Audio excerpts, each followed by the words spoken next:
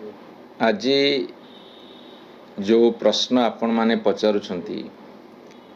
गतकाली बिहार निर्वाचन रे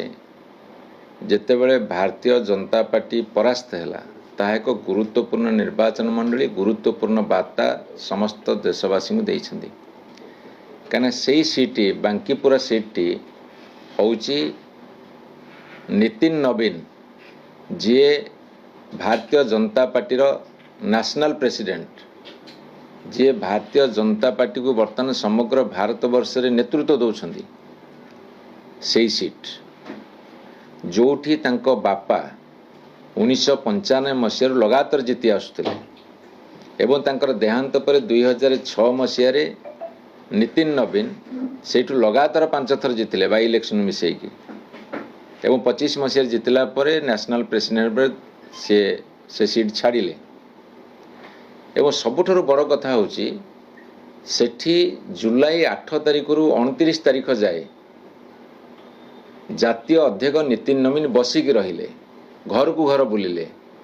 booth organisation कले ट्रेनिंग देले रोड शो कले एवं प्रचार मातिले ता सतरे सम्राट चौधरी जे मान्यवर मुख्यमंत्री बिहार से मध्य पड़ी की रहिले केंद्र मंत्री राज्य मंत्री माଳ माଳ आ पैसा केते खर्च होइतिबो प्रेस्टीज दृष्टि ता आकलन करी हबनी ता सत्वे केतोटी गुरुत्वपूर्ण कथा मो मन को आसुची लोक भोट दो काहे की गलेनी मात्र 34% भोट पुलिंग हैला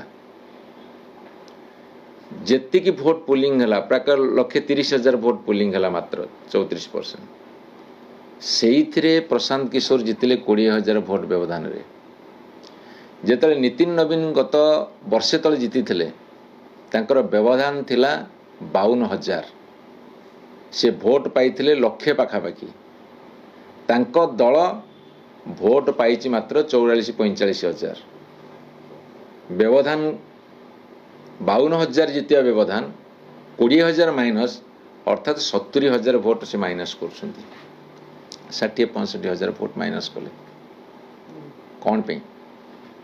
लोक विमुख अछंती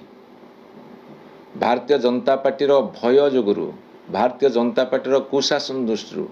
भारतीय जनता पार्टी लोकंकर आकांक्षा पूरण करि पारुनी